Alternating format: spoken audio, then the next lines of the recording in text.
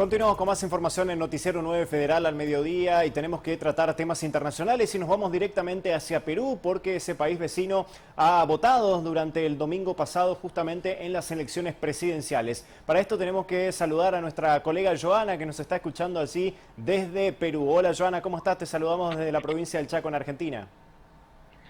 Hola Marco, buen día. Aquí las 11 y 11 minutos de la mañana, sí, dispuesta a contestar cada una de sus preguntas.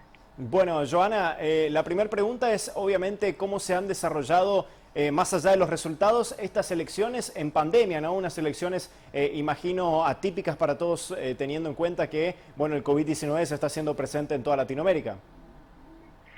Sí, Marco, nosotros estamos viviendo una segunda ola muy fuerte. Comentarte, por ejemplo, que el día viernes fue nuestra cifra más alta que hemos registrado en cuanto a números de muertos por COVID-19, que fue 384, cifra oficial que maneja el Ministerio de Salud. Y bajo ese contexto se había preparado, y decimos había, porque sí se ejecutó, pero se vieron problemas. Por ejemplo, se había establecido un horario escalonado para las personas, que comenzaba entre las 7 y las 9 de la mañana con las personas adultas mayores de 65 años, personas con alguna enfermedad que podían estar en calidad de riesgo por la COVID-19, mujeres embarazadas, quizás personas también con silla de ruedas, con muletas. Y lo que se vio, por lo menos durante estas horas, es que estas personas lamentablemente permanecieron en largas filas y durante varias horas porque no se instalaron a tiempo las mesas de sufragio. Algo que pasó a nivel general. Después de las 11 de la mañana este panorama fue mejorando, pero aquí hay que decirlo, no se vio un plan B por parte de la OMPE, que es el Organismo Nacional de Procesos Electorales, y justamente a esta población que estaba tratando de protegerse se le vio totalmente desprotegida y esperando durante varias horas. Tuvimos un día bastante intenso en cuanto al tema de calor, de temperatura, y por otro lado se destacó este deber cívico de las personas de tercera edad, que fueron muy temprano, algunos de ellos incluso llegaron antes de lo establecido, 5:30 de la mañana, 6 de la mañana, ya estaban formando fila en centros de votación a nivel nacional. Ellos, por ejemplo, comentaban algo muy curioso. Muchos tenían miedo de votar porque han permanecido en sus casas durante todo un año, han salido para eventos o cosas muy puntuales, entonces, pese al temor, sí querían acudir a las urnas a votar.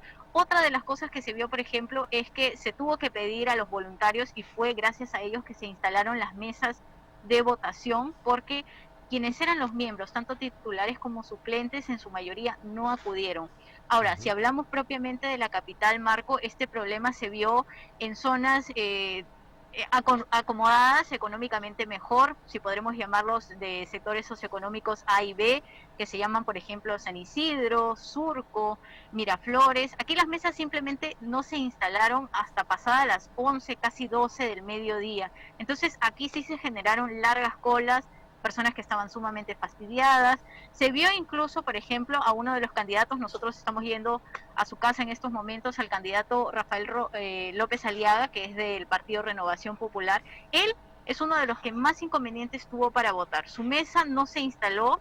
En 3 ocasiones él acudió al colegio donde le tocaba votar y simplemente tuvo que retornar a su vivienda porque su mesa no se había instalado. Qué bárbaro. Cuando fue por tercera vez, Marco tuvo que pedirle a las personas de la fila que por favor se sumen a este grupo de voluntarios que ya se estaba viendo en otras partes del Perú para que se puedan instalar las mesas. Y esa fue en realidad el punto de quiebre o el punto más complicado que pudimos ver durante las primeras horas. Luego fue fluyendo, afortunadamente, pero aquellas personas, por ejemplo, de 30, de 40 años, no registraron mayores problemas. Joana, ¿tenés la información de qué porcentaje del padrón electoral acudió a votar ayer? Tenemos entendido hasta el momento, no es una cifra exacta, pero que aproximadamente el 70% de la población acudió a votar. O sea, bastante alto pese a la pandemia Sí, del COVID. sí, sí, bastante alto.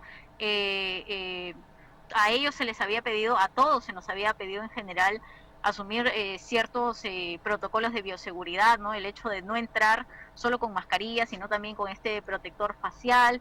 Algunas personas, pese a que no era obligatorio, acudieron a votar con guantes, se había pedido incluso llevar un lapicero de manera personal para no estar usando el que se había dispuesto para las aulas.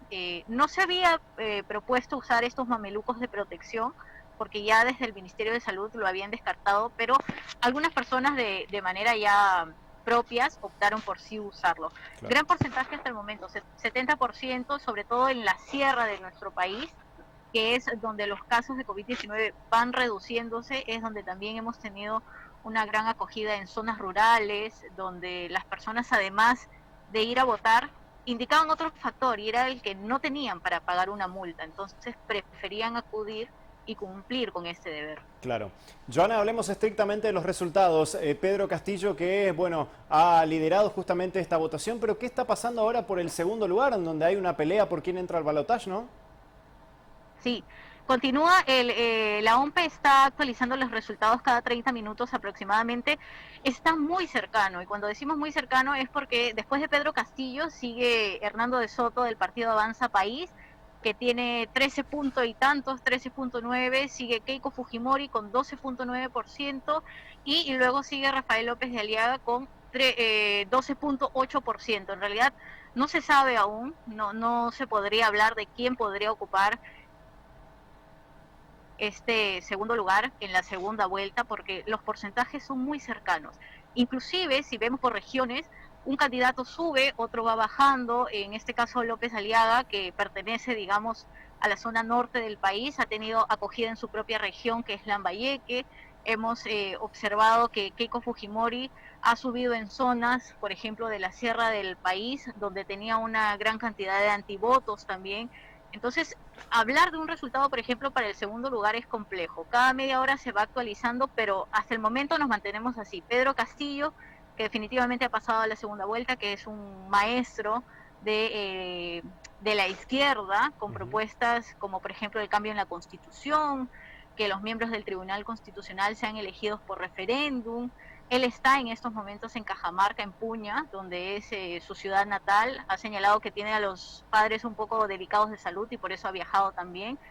Y luego está Hernando de Soto, que pertenece todavía acá, está en Lima, él no ha viajado. Keiko Fujimori también se mantiene aquí en la capital, Hernando de Soto, Rafael López de Aliaga también, pero los porcentajes son muy, muy cercanos. Claro.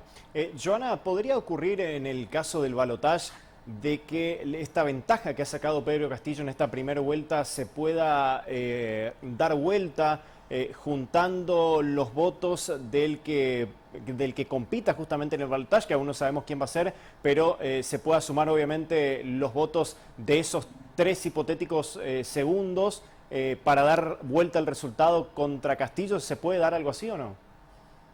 ¿Que Castillo desaparezca o disminuya? ¿Eso? Claro, sí, exactamente, o que se dé vuelta o que esa ventaja, ¿no?, de que ha sacado en la primera vuelta Castillo se reduzca o inclusive se dé vuelta en el balotaje. Es un poco difícil, Marco, porque mira, nosotros tenemos 25 regiones en nuestro país, el conteo en 18 hasta el momento lo llevan a él en la punta, como se dice. Entonces, que esto se revierta lo vemos difícil. Lo que está en estos momentos en duda sigue siendo el segundo lugar, pero que él varíe esta cifra que ha logrado obtener y que además no la han visto venir muchas personas porque él hablamos de que ha pasado de el noveno, el octavo lugar, ha ido subiendo poco a poco. Algunos analistas políticos dicen que en un debate oficial le ha sumado más bien una exposición a nivel nacional muy buena porque él no ha estado incluso viajando mucho debido justamente a la pandemia de la COVID-19, pero que revierta esta cifra está complicado. Él se mantiene arriba. Excelente. Joana, la última y agradeciéndote mucho por tu tiempo. ¿Qué fecha se realiza el balotaje? El resultado final se debe tener en los próximos días, no debemos llegar ni siquiera al fin de semana o al viernes, en estos momentos ya estamos al 62%, así que lo están haciendo de manera bastante ágil.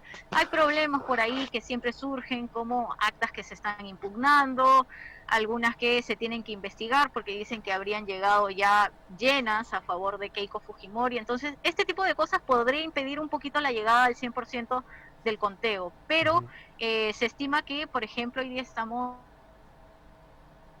lunes, quizás martes en la noche o a lo mucho miércoles en la mañana se debería tener todo solucionado. Excelente. ¿Y el balotaje qué fecha tiene allá en Perú? ¿A qué te refieres con el balotaje? ¿Cuándo se va a votar? ¿En la segunda vuelta? ¿Cuándo va a ser? Ah, perfecto, sí, no te había entendido por el término. La segunda vuelta es el primer domingo de junio, que si no me equivoco cae 6 de Excelente. junio. Excelente. Bueno, Joana, te agradecemos muchísimo por este panorama en las elecciones de Perú y bueno, vamos a estar seguramente en contacto para conocer más resultados. Gracias, Marco. Gracias a ustedes. Muy amable. Bien, así pasaba Joana Castro, que es colega nuestro desde Lima, Perú, obviamente, en donde Pedro Castillo ha sacado una ventaja con respecto a sus inmediatos perseguidores allí en las elecciones presidenciales. Él ya está en la segunda vuelta, nos decía Joana recién, es muy poco probable que alguien pueda revertir la situación en una segunda vuelta, por lo cual Pedro Castillo se va encaminando, ¿no?, a ser el próximo presidente peruano, ¿no? Pero ahora la pelea está por verse en cuanto a quién va a ser el que entre junto con él a una segunda vuelta o a un balotaje. Continuamos con más información en Noticiero 9 al mediodía.